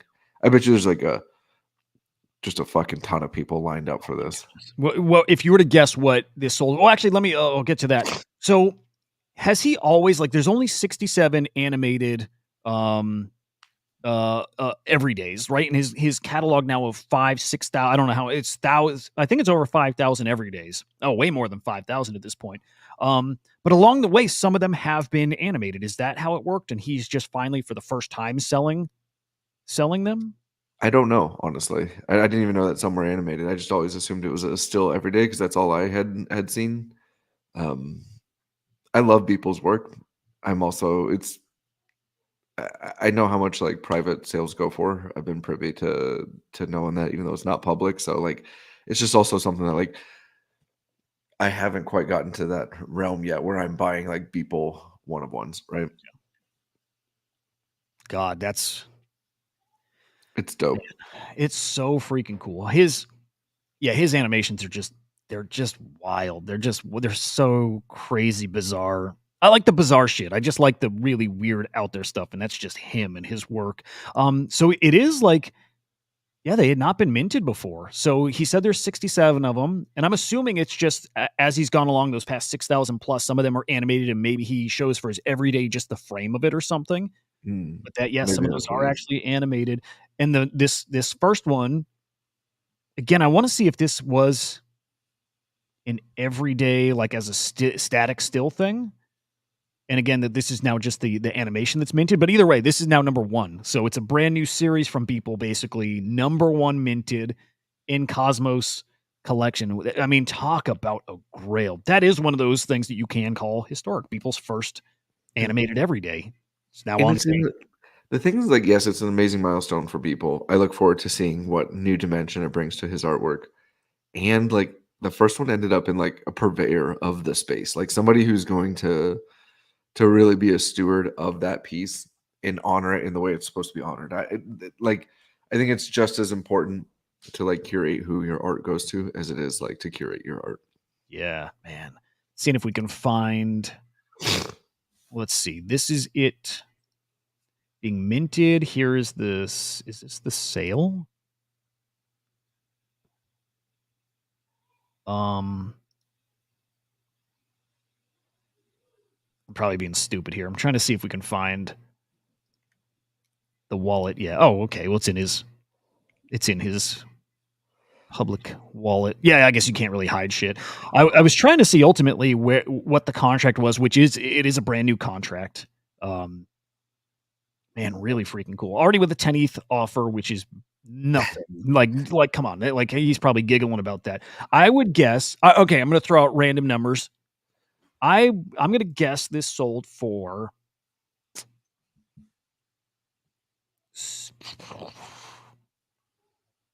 $850,000, and I think that Oh, might that's be low. interesting. I don't know though. I'm probably really fucking out of touch with art, but I think it's a pretty special piece. If you were throwing around a random number, and you might actually know, so maybe you No, can't no, say. no. Full disclosure, I have no idea. I haven't talked to anybody on either team to know what it is, but I was kind of in that 100 ETH realm. You know, that 100, the 250 to like 300K is kind of like what made sense to me. I like it. That's getting paid, bro. Like, I mean, that's good money for anybody, let alone one sale. But yeah, Yeah. I mean, we'll I don't know if it'll ever be public, but you know, congrats to people, congrats to Cause, like in the team, for being able to be like at the bleeding edge of this, to even have the opportunity and then be able to capitalize on it. Like, just such a really powerful opportunity. It's and then as you're scrolling through here, man, it's just like all this fantastic art. Cause has just done such an amazing job curating what I think could be a really like legendary collection on a long enough timeline. It's unfreaking believable. It really is. Wild to think too. Joe Rogan's got one of the everydays, right? It's a cool little story, just knowing he's got. I forgot about that. He got gifted it by people, right? Yeah. And In fact, I remember makes you seeing want to that. go back and rewatch that episode. People on Joe Rogan. It's like, my goodness. Maybe look where it sits. Like, it automatically went to this vault. It's sitting amongst like legendary, Fidenzas, legendary XCOPY. I mean, just this is in itself is just to be able to like look at that in when's he going all by the way, but to be able to like sit there and say like, oh, this is like, this is the caliber of which Cause believes it's, these are its peers, so to speak. But that's another underrated artist right there, Luis Ponce. If you scroll down, that kind of flash stuff right above the squiggles. Oh, these right here. Yeah, Oh, so cool. one of my favorite artists. It's just unbelievable. Oh, that's. I don't think I've seen that before. Man, really cool. Oh, these are great. Can I full screen that? Oh yeah, hell yeah. Love it. Dude, these are like so fun and engaging. It's like entrancing. Anyways, I think that's a very underrated artist, one that will have his day in the sun here on a long enough timeline. Luis Ponce. I'm trying to think if I have seen his work before. Does he do AI work too, or no? I don't think so. Or at least not that I've seen. I don't want to say yes or no, but Yeah, these are great. All right, bookmark that. Put that off to the side. I dig it. I dig it. All right, we got another big art story and a big sale coming next week. Big auction. Yes. Cosmo may be involved in this somehow, some way, or just him tweeting about it at the very least. But autoglyph number 30. What's the story here, man? Well, two things. One, I'm a big provenance play. Like, if you're collecting for the long term, like, I think provenance is, I was talking this about my Friday show. It kind of came up last week. I'm personally collecting a squiggle set around single owner provenance prior to me, and I'm collecting from people that I know, respect, and I think have like potential upside. And the example I use is like a 1960s Porsche Roadster is cool. A 1960s Porsche Roadster owned by James Dean is legendary, right? And so I think that like history tells us that provenance matters. I say all that because like it's not an immediate play. It's not like, when you bought a car from James Dean in 1972, it's not like you were like, oh, this is going to be amazing. And like, you just kind of knew it was special. This is special because it comes direct from Larva Labs. So to me, it has a single owner provenance, and what better way than single owner provenance from Larva Labs? I think that that's a really cool dynamic. Most people don't realize this, but there is 0 royalties on all Punks and Larva Labs related. I mean, I think Yuga went back and retroactively maybe added some to Meebits. There's a little bit of drama there, but so what they did actually was they pre-minted 10% of the supply for themselves as a way to compensate for the 10% royalties, right? And the success of their projects meant the success of their bottom line because they had these. So this one is one of those out of their I'll call it mint set, and it's going to charity, which I think is really cool. But more than that, so I love the single provenance play. I also love the fact that, the name's drawing a blank, but the individual auctioning this, I believe, is the same that auctioned the last Leonardo da Vinci piece for Wow. 450 million. And so to be able, I posted, I retweeted Cause's like post on this because it's, to me, like, is it gonna be like the tipping point for trad art to be like, oh, this QR code looking thing is what we need. And for anybody who's not familiar, it's autoglyph. An autoglyph, I should take a step back, is the first on-chain generative art piece that was done by Larva Labs. So historic, and there's only 512 of them, I think. It's either 256 or 512. I believe it's 512. I think you're I right. probably should know my autoglyph history here, but they're, yeah, 512. They're historic in the sense of that, and they're widely regarded as like a historic piece of art. Even so much so that Derek Edwards talks about the Holy Trinity, and it's autoglyphs, punks, and squiggles. Like, he believes that like those are the three that are gonna like transcend time from an art perspective because of the historic.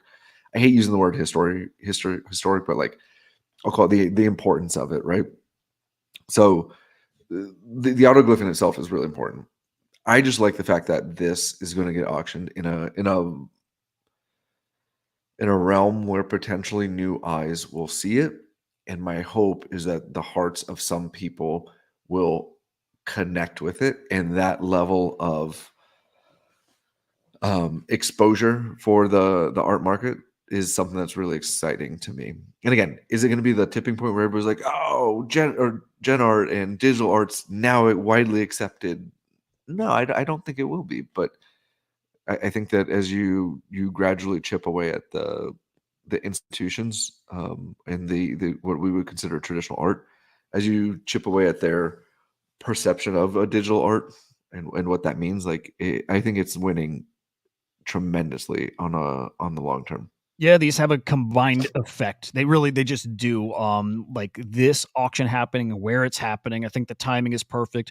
But you combine this with, I mean, the goose sale last summer. They are part of the same conversation. These are the things, like you said, they do slowly start chipping away at art collectors who were probably maybe turned off by NFTs, right? NFTs, digital art, maybe both. And at some point, it just becomes undeniable. At some point, it just happens. I think it's like most of us probably had that journey to some degree too. It's just undeniable, and they have that moment we all had at some point too. And when they do, then they realize, man, it's something they already love, which is art, and this is probably something they're these specific people really into collecting. You can say historic for something like this, and they start realizing there is history happening here. And at some point, you have to. Oh, I love the word. My favorite word, capitulate. You just have to. You have to give in, and this is one of those things that does lead to that. It's pretty incredible. I mean, you're seeing people like Alan Howard and other elite collectors who have fallen down the rabbit hole. They like have their aha moments, and it usually starts with something like a Fidenza that has I shouldn't say the obvious, but like an aesthetic allure to many people, and also things like the autoglyph, because it becomes, I mean, I have to imagine, I wasn't around, but like when Jackson Pollock first started painting, it's not like everybody was like, oh, this is magnifique, the best thing in the world. They're just kind of like, it's fucking art, like paint splattered against a canvas, right? But then like the narrative developed. And I feel like this is kind of like the same, as people are having those aha moments of like, oh, this is important because dot dot dot. And it's like the snowball effect or the butterfly effect, right? Like as that takes shape and as people are leaning into it more and more, I think it just becomes a meme in and of itself. Like we call things a meme in Web3, but I think it just becomes like this proliferation of like a narrative, which is essentially a meme. And I think you start to see that. The thing that's really unique to me about an autoglyph is when you look at some of these like historic pieces, like there's 10,000 punks, 10,000 squiggles, 1,000 fidenzas. There's only 500 autoglyphs.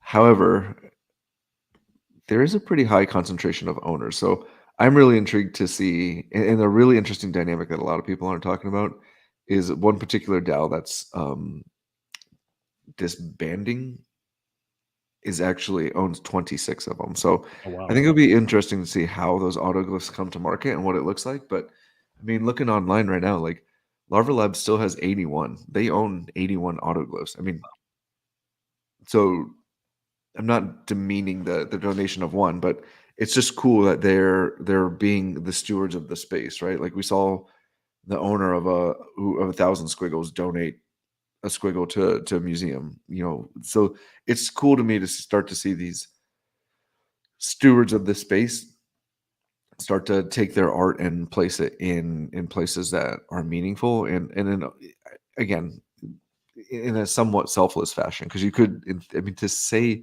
like the floor on an autoglyph's 100 ETH right now and you have 80 of them. Dude, you could be There buying a house on the beach somewhere, right? Like, but instead, like, this is what I've always like really respected about Matt and John is like they've always played, who are Larva Labs, like they're playing for the long term. They've always played to like make sure their art um like prevails. It's just really cool to see. It is. It is. It's cool. Like what's happening in art feels like a nice counterbalance, I guess, for what happens in the meme coin side. Like, this we share the same space, but one of them's got maybe I don't know. Maybe this feels like a little self-important but one of them feels good. One of them feels like where it leads is somewhere a little more like noble or whatever. Maybe it's because I do think part of this is historic, and I feel like we got good guys who are, like you said, I think shepherding us, and shepherding people into this space in a really, really good, safe, friendly way, but also in a way that just I think benefits everybody. Yeah, Everybody. the other meme that I'm trying to propagate, and I've used this analogy with a lot of artists, is I think where we are in art, digital blockchain art, is like where Bitcoin was in 2013. People are starting to fuck with it. They're starting to realize it's got some like legs and longevity, and it's not just this flash in the pan thing. And then it's like, so I think like this cycle is going to be really interesting. The equivalent of 2017, 2018, which is like next cycle in art, in my opinion, is going to get like really manic. And if you have the conviction and you're able, again, not financial advice, I'm not telling people what to do, but my very, very clear bias is that like, and if you can hold out for a 10 to 20 year timeline and collect some of this like really amazing art, like I think that um there's generational type opportunities here. Dude, that's it. We're still freaking early. It's so crazy saying that now, but we're still. I mean, be honest, guys. How many of your friends are in this space? You've been in now for years. How many of your friends have actually joined you in? And I'm sure some have, maybe some. But I'm just trying to think of my buddies. In fact, some of mine that came in initially are not here anymore. Yep. I don't know any. I have one friend IRL that is actively in this space still. We are still really early, really, really incredibly early. Oh, do you have friends, IRL friends that dabble? I think dabble's the word. Like, and I try to. I mean, it's hard to like. I talked to my neighbor. They're like, "What do you do?" I was like, "Well, I run this like digital art like investment fund, and I have a platform for digital art, and I'm like content creator." And they're like, "You do what?" And I'm like, never mind. And it's almost easier to just say like, "Yeah, I work in the asset management like space." Oh, okay, cool. So it's like, but then I'll talk to like I'm going. My sister in law is coming out with us, and I got her on Coinbase, and she's been able to buy a little bit. But I also have to talk about people like I started with what I called my Vegas money, right? Like this may go to zero, and this is purely for entertainment purposes. You may hit the jackpot, at which point you get to move on. So like it's to me, I'm trying to red pill people with that Vegas money. Hey, put 500 in here, whatever you can afford there. And honestly, it's been kind of my intent with like the fund was to onboard and allow people to have exposure to digital art without the manic tracking that I do every single day, right? So, if you truly believe after listening to me that like there's an opportunity to invest in an asset class very early, or will I find everybody who's going to be the next best thing? No, but there is a Picasso, there is a you know Miro there's a bunch of others along the way that are going to be highly successful, both financially and prestigiously. Dude, I am so hoping to win decently this cycle to go get that Chromie Squiggle. You mentioned those few collections that, like deserve that historic kind of title. It's that, and I feel like that's the one that I think most people still have a shot at chance, but like it's like you have that real opportunity, and it's there, and that probably, dude, it's probably, I can't picture them even. I was gonna say probably your best chance is getting one of those. They're more affordable than they've been in years, but I just don't think that lasts long. I think so many people recognize it and are doing what I'm doing. They're gonna pounce the second they get that opportunity. So I'm actually gonna make an X survey today and just say how long until Squiggles get a 5 ETH floor, because anything under 4, these things are getting gobbled up. I was fortunate enough for the fun to buy a few at in the 3 point somethings. But I mean, it's pretty thick floor at 5 ETH, but I mean, that's still 5 ETH. Even at today's prices, let's say I'm around up to $3,000, like that's 15K. Like that's real money, I mean, that's not for the faint of heart, but yeah, I agree. I look around and, I'm like, would I rather have X amount of punk or squiggles or 1X, like X amount of squiggles or Y, like it just doesn't make any sense to me, but obviously, full disclosure, huge bag bias when it comes to J Squiggle here. Fucking love that. I do too. Was that lemon? Yes, yeah, of course. Clever, Of course. clever Come on. motherfucker. Here's a cool look, by the way, at the loading new conflict, just to get it in perspective, like with the rest of that collection. Really, really cool look. And I've never seen, like I keep saying, I've told you before, there's so many X copies that come from years ago that I just didn't know exist. Don't know what pieces are around them. This is awesome. That is a cool looking little collection. I got to spend some time with it. That might be one of my new favorites of his. I agree. Don't think I've seen these before. It's the same thing. This is from a corner of XCOPY I wasn't familiar with. So to see this pop up, I mean, there's obviously like a tank going through there. It reminds me to some degree of like, the great color study that I collected from ACK. It's just something about it that's distinct and identifiable, but as a collection, but also unique, and it fits so well together, and yet it's like brilliant in its own way. Yeah, man, it's incredible. Any other big art sales? Any other big art happenings this week? Honestly, when it comes to like big sales, like I feel like it's a little bit dry in that sense, but that's also like a good thing, if that makes any sense. Like we're not like, oh, another X copy, another. I mean, that seems to be the MO over. It's just like another freaking huge X copy. There weren't any big punks or squiggles. I think the thing that was like biggest of note to me was there was a big Pebbles sale, and Pebbles is that generative art project from 6529, and it sold for 15 ETH, which was like a huge outlier for like a super rare palette. So I'm not saying go out and buy Pebbles, but it was just like from an art perspective, it was something really of note. The other thing, like a bold, my PFP, when you aren't looking at this beautiful face on screen, is a bold squiggle. Bold just means it's a little bit chunkier than the typical one. And one sold for 8 ETH. So I mean, there's like deals out there, man. I'm getting excited more and more. The freaking energy is coming back. It really, really is. Okay. Yeah. I mean, so no, if there's not other big sales, to me, it makes a lot of sense, especially a week with conferences. Conference weeks are always, I can't say always, but they are almost always really slow for the NFT market. So it's been a kind of slow week. Sales volume is pretty low. In fact, actually, I think we're probably on pace for our maybe our lowest week of the year. Like this could turn on a dime, but let me see. Yeah, actually, I think if we keep at this rate, it'll be the lowest since like thick of the bear last year. So it's low, and the vibes are still nothing like a year ago for sure. The vibes are actually, it's kind of like us feeling we're on the cusp of something. So let's talk about vibes. I think that there's two things that were really interesting to me. There's a content creator. He's a member of Flamingo DAO called Blockstar Chris. I think it's like OX Chris F OX, something like that. Let me pull him up. But he goes by Blockstar or Chris.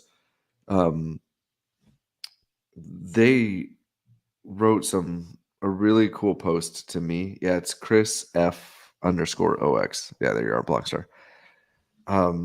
But just had a really great post, and I'm a talk to my in my Friday show about this a little bit more. But he was just kind of talking about how he had an observation about how enthusiasm's coming back. At least my interpretation of this is enthusiasm's coming back. He picked up uh, a piece of it's fragments of an infinite something or another, but for like really cheap, and it was one of the original art blocks curated a previous 28th floor, now underneath. And he's talking about how like some of these floors are getting incredibly thin. I think he pointed out there's only so 10,000 squiggles. Oh my gosh, there's a ton of them. There's only 110 listed. Yep. Like now, myself being one of them, like I'll probably be a seller at some point, but I think that there's this really intriguing thought here of like, one, this isn't like art block summer or art summer where like there's a very small group of art and it's highly speculative and the influx of liquidity goes into like a small group of projects. Now there's a wider range, right? But this concept of how to pick a winner, and then when the liquidity does flow in, what does that look like? And I think he starts to do some like mental models. And for those who aren't familiar, like Chris is like a legit business person, and I think it's public because I interviewed him, but like he's one of the brains behind the marketing of Mint Mobile. So like he's successful, and it's not just like, oh yeah, he was like one and done. Like he's done this multiple times, and the ability to observe markets or trends, digest them at a very high level, and then create actionable results from it is like he's next level, and he's just like an incredible mind in this space. I didn't even know of him before, so glad to get his name put in front of you. Following the dude now. Where does he share his kind of thoughts, insights? Is it mostly on X, or is he in some of Mostly on these X. Yeah, he'll do some long posts and just these like amazing threads where you're just again, like I'll bookmark them, and over the course of a week just reread it like 3, 4, 7 times just to be able to like digest it. But yeah, there's some like really interesting people who commented to the post and kind of came over the top. But he's also like a degen, but he was like one of the founding members of Flamingo, which for those who aren't familiar, Flamingo's one of the preeminent art collecting DAOs. Yeah, and I just think it's he's somebody that I've really enjoyed just observing because he is such a dynamic thinker. Yeah, he seems great. When did Flamingo Dell start? Random as hell question, but do you remember? I don't know the exact date, but I Was mean it it's early. 21? Was it like that It's cycle, or was before it earlier? that. It's before that. It might have been as early as 19 or Oh, early no 20. shit. I mean, it's they were into NFTs before art blocks started. I mean, Oh, it's wow. like because Snowfro is part of Flamingo, and he's kind of like, hey, come check out my thing. It was like it's just this like absurd, like it is unreplicatable, in my opinion, in the space. Meaning, it's just so many early people, and then you hear all these stories about how people got to be Flamingo, and it's just like this. I mean, again, I think it's public, but another collector that I love is JDH. And when I interviewed him, he talked about how he was like kind of just in between gigs, and he was like started playing around with crypto, started playing around with DeFi, and some of the people in the DeFi was like, "Hey, you should check out this NFT thing." And so he went to a conference and heard Pre, one of the founders of Tribute. Tribute is kind of like the overarching brand behind a bunch of DAOs. I think he either heard Pre or Aaron talk. I think it was Pre, and she was talking about like digital art and collectibles, and he's like, "Might as well." And like, think about this: like the buy-in, I think was 10 ETH at the time or less. Like it was equivalent of like 30 grand, which is again a lot of money, but considering that like a share or a placeholder like during the 2021 2022 peak was selling for like 1,000 ETH, so 100x in your ETH terms in addition to ETH going up. I mean, it's like, I think it was the equivalent of like 30 million. Yes, it was like 1,000x. I mean, it was like something Crazy. silly. I mean, just like, yeah. And it's like, if you look at like the people who are actually members of Flamingo, it's like, I mean, just It's heavy hitters, big. It's a pretty awesome curated group, that's for sure. I mean, Derek Edwards. So it's funny. So you scrolled through like Blockstar on screen has like not even 6,000 followers, right? But he's a brilliant mind in my opinion. Derek These are people Edwards. I love finding and following. It is the smaller accounts. That applies to anything, by the way. Some of the best meme coin callers are guys with 1,000 followers. It's yeah, I guess finding the underexposed guys. There's a lot of gems there. A lot. That's why I'm glad to have The found thing this. is, like, Chris isn't out there like being like, "Hey, look at me, look how great I am. Look, I'm a four." Like, his history already proves it. Like, he doesn't need to. Like, I don't know what his net worth is, but like the guy's doing just fine. He doesn't need the ego boost of Web3 falling in love with him. He just creates quality content and lets people come to him, and I really admire that. Yeah, it is awesome. Okay, let me look here real quick. I'll drop a couple other cool quick headlines on you. We'll probably wrap. It's actually, I was going to say a little short, but the show, Jared, now starts an hour earlier. So, yeah, what time did I start? 9 a.m. Eastern time. So, yeah, It shows as an hour and 41. So I appreciate you just letting me ramble for a little bit. I think that's the way the show will go when we get guests, and there's certainly going to be guests more frequently on here, but the show's probably early for a lot of people, so I'll do the updates early, and guests can come in the second half or for whatever they want. But yeah, it's actually I'm digging the new time. So, let's see, just a couple things I've found here for the sake of keeping y'all updated here. A new handheld gaming device on Solana called Play Solana. Man, they got a new phone coming, another new phone. Now we got a handheld gaming device. I'm trying to understand the why of a handheld gaming device, and I'm sure there is something there. And kind of like the phone, I think I end with why not? And I think that's fine. Why not? Interesting. What else, guys? We already touched on this, but Dookie Dash is live. I'm seeing all kinds of footage out there, people playing it. By the way, I didn't know there was a PC and Mac installer too, not just mobile, but you can play on your computer too, which that's actually maybe what I'm going to end up doing here. Crypto Fight Week. Guys, this is actually pretty freaking cool. Is this different than what we watched yesterday, guys? We watched karate something yesterday, but Crypto Fight Week in December. Ben Armstrong versus Ansem. Definitely watching that. I'm definitely watching. I'll probably stream it here too. Ben better be getting paid. He's gonna get annihilated. You think Ansem got wrecked last time? He got fucked up. I don't know. Ben's just like, I feel like he's gonna be like, I hope I don't ever want to wish like pain upon anybody, but it's just, I don't know. Like, I feel like he's not very nimble, I should say. No, but he did win last year. I was shocked. He doesn't look like he's a trained fighter, but I could see him being scrappy at least. I could see him being scrappy. That's what it was. And Ansem looked like he had no fight. So it was like total opposites. I'd probably put my money on BitBoy. Although maybe Ansem's put his time in training, so we'll see. I bet you maybe a prediction here. Maybe we see Thread Guy out here. I know he's gonna maybe train with Andrew Tate. Andrew Tate's gonna be in jail. I don't think he'll be able to. He's not gonna train with Andrew Tate. Andrew Tate's not gonna waste his time with Thread Guy. Maybe, yeah. No, I couldn't picture the offer. Anson has every advantage. Like, he's bigger, he's got a better reach. Like, if he doesn't, I mean, just to go to like your YMCA boxing class or something, like, just put in a little bit of training. I think it's gonna go a long way for him. And if his ego doesn't let him to train and not lose like last time, he's gonna have to delete his account or something. He can't show his face again. If he loses, he can't. He can't. Yeah. This is like a real opportunity to be like a hero moment. I feel like there's a lot of people who would be rooting for him just because he's going against Ben. Dude, that's a good point. Dude, exactly. All right, last one. I will save this probably for the afternoon show to really dive in, but I think we saw, here's what we got. One of Zach XBT's maybe biggest breakdowns yet.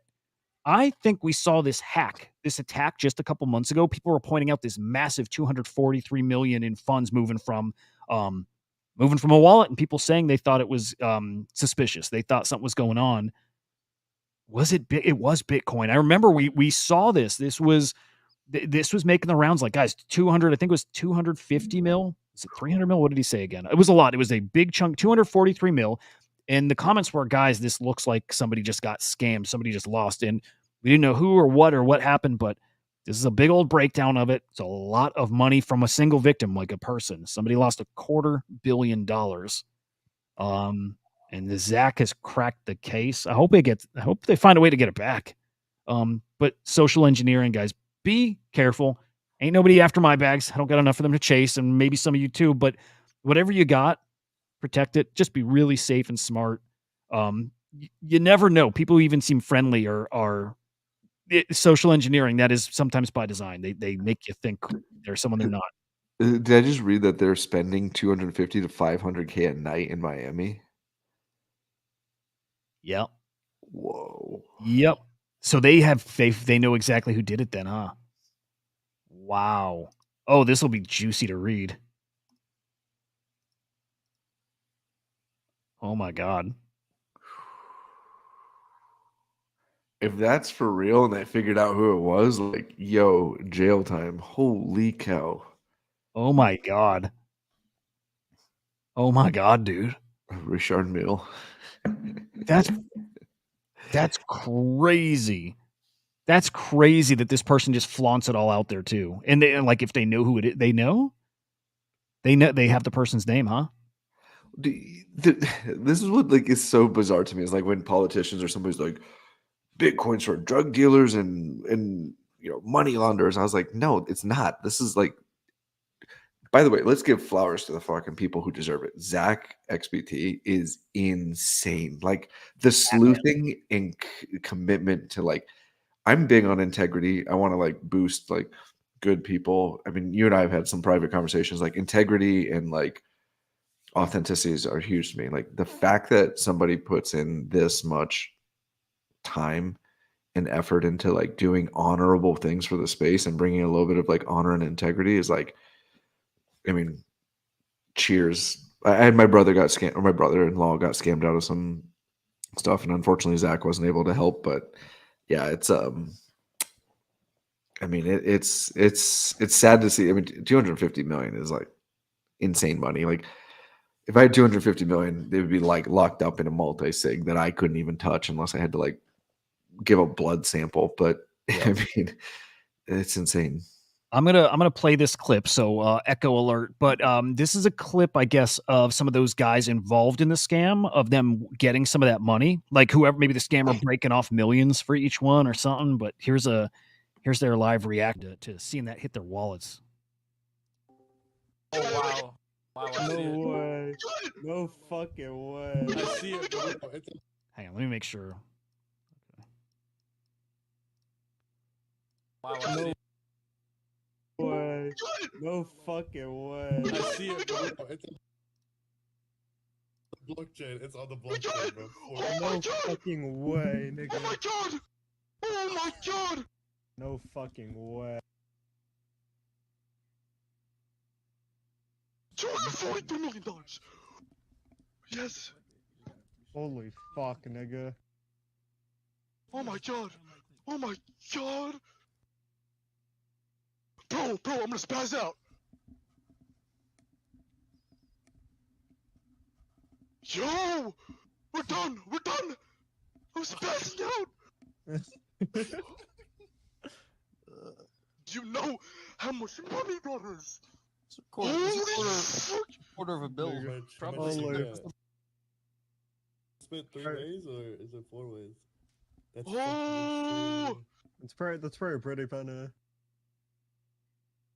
Pretty 10 pretty funny. I'm gonna lose my shit! Yo! How do I... Hold on.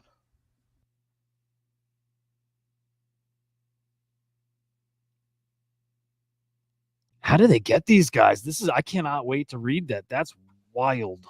It makes me think like somebody who is like that sophisticated to be able to like pull off a heist like that is then all of a sudden like isn't covering their tracks. Like it makes you think like, did somebody get lucky? I mean, I'm not gonna say it publicly, but there's ways to figure this out and not be obvious with like your transactions. But And, shame on the authorities for not being able to have like the same level of like. Jeez, They're based in some of these guys are in the U.S. I Wow. know. Oh, They they're look fucked. real names and everything. Oh, they're Holy cow. fucked. This is jail for many, many, many years for these guys. These guys are fucked. Jeez. Dude, why are you partying in LA and Miami? Like, go freaking run to like the Caymans. I mean, like seriously, like They got into their wow. So someone, I don't know if it's Zach or if he's got he probably has some people helping, got into their email and iClouds and stuff and found all kinds of these receipts yeah, there. yeah, yeah. I That's mean, wild. this is high level investigative stuff. I mean, Is incredible. mind Oh, I blowing. hope they get that So, money back. I mean, if it's been spent, what can you do? But they're not getting the money back. Some of it's been sent. I mean, like whether it's like Lambos or Richard Mills, like it's just oh, that's funny. Lemon. They aren't that sophisticated. he's I He's know right. Spot he is. on, right? But My son, 17, when he was 14, 15, was doing stupid shit online. It's just people sell these tools that automate a lot of it. Kids are way smarter than people realize. Like, fair. no joke, some of this stuff probably is 10, 11, 12, 13-year-old kids that are wrecking people. It's very easy for them. I mean, this is like we're getting into like a lot of like deep moral conversations, but like I just wonder, like, look, somebody was 250 million, maybe they stole it from an institution or a family office, or like some admin clicked on a link. Like, I get that. I'm sure whoever has 250 million Bitcoin doesn't like need the money, but it's still like it's just, I mean, grifter's gonna grift, right? But it's sad to see like a young individual, because they sounded young, right? I'm making some assumptions based on like the pictures and some stuff, like a young individual, and not to get too like bummed out, but just like potentially ruining their life for something that for what, like a couple months of a good time. Yep. Ain't gonna end well for them. It's a bummer. It's a bummer all around there. There we go. All right, guys. Appreciate you joining us, everybody. Always a blast hanging with you, hanging with Jay Squiggle. Dude, thank you for coming by. Yeah, it's a pleasure, man. I look forward to it every Thursday. Yeah, dude, exact freaking same. Afternoon show will be live today, 4:30 p.m. Eastern time. We'll fire up the spaces. Come hang out, come chat. But of course, we'll be live here on SlamX Official, guys. Have a great morning. We'll see you later today. See ya. Brilliant.